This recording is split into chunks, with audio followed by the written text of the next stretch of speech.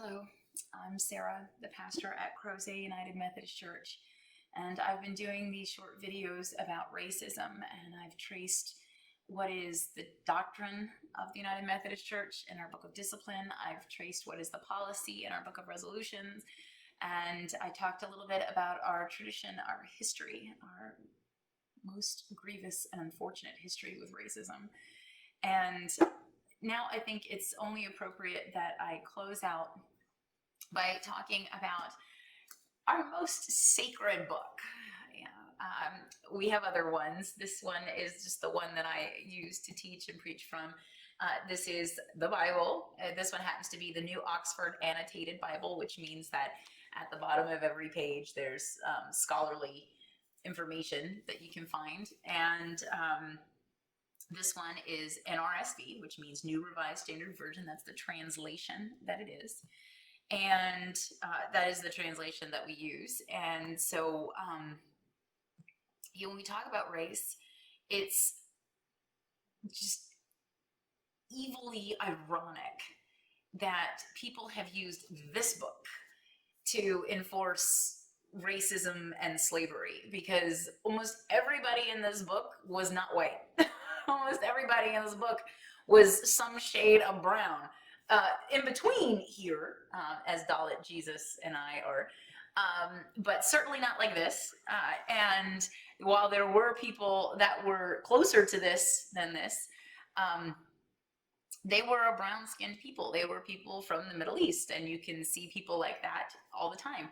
I think one of the problems that modern Christians have is that we look at people who are living in the modern political and political state and nation of Israel, and we see what has happened to an ethnic people living in diaspora. So the Jews, after the destruction of the temple in 70 AD, spread out all over the world, and some of them intermarried, and in some ways their ethnicity kind of morphed and changed. Their skin colors may have changed due to where they were living. And so when we see European Jews who have repopulated, they look more like this. However, those are Israelis. Those are not Israelites. Those are not Hebrews in the sense of the people of Abraham. They are not Israelites, as in the people of Moses and the people moving up into the Babylonian exile. They are not the same color, by and large, as the people that were Jewish after the Babylonian exile and in Jesus' day. Those people would have been darker skinned Judean Jews. And unfortunately, people tend to make art that looks like them. If I were to swing this camera around, you would see a gigantic depiction from the Book of Esther, and everybody's looking remarkably like this. And then there's a poster from a restaurant that my mother and I used to eat at all the time, and it had a French ad, and guess what? The woman in the ad is white because she was French. And people tend to have art that looks like them. People tend to create art that looks like them. And so a lot of Christians created art that made the people of the Bible look like them. And while that's understandable, it has created some racial tension and has created some inaccuracies in our mental pictures. And sometimes what we think of, it's astounding to me how much that then gets lived out, so that people said, oh, well, Jesus is white. Oh, no, Jesus wasn't white. And it doesn't matter to Jesus what color he is. Jesus' biggest problem with people was not the color of their skin. It was more the way they acted and what they said and how they didn't love other people and show mercy and kindness. And so one of the things in the Bible that I think is helpful to see is it comes to us from the Song of Solomon, which is in the Old Testament.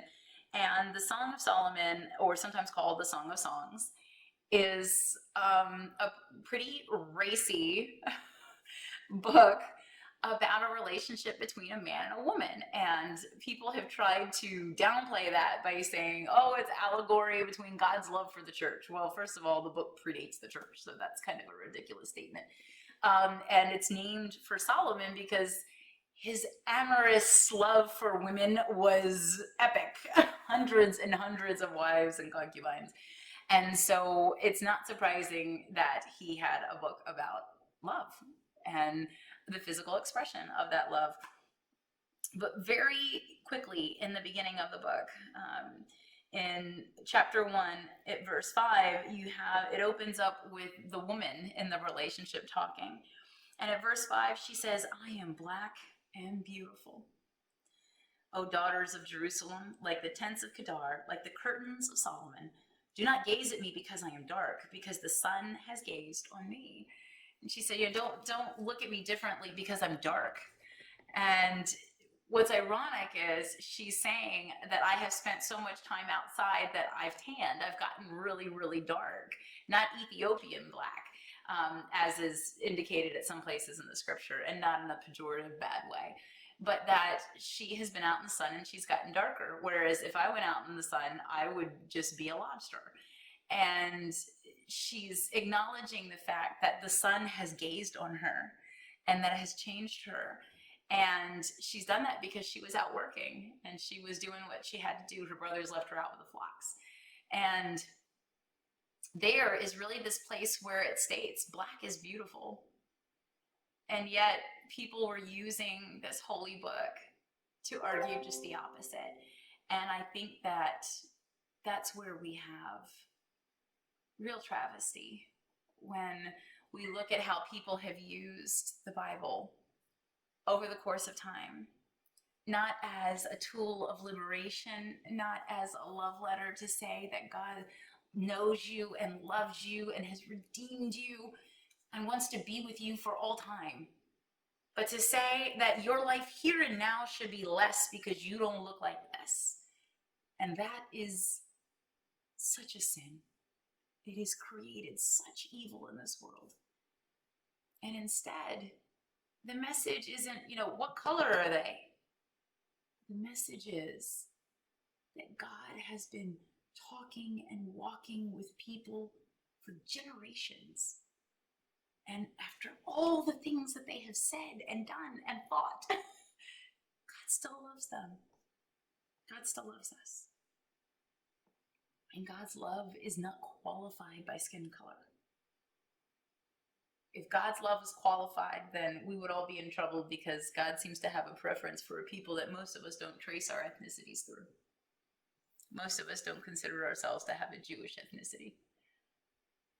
But lucky, blessedly for us, the love of Jesus Christ and the redemption of the cross isn't based on your gender, your age, your nationality, your legal status, your sexual orientation, your race.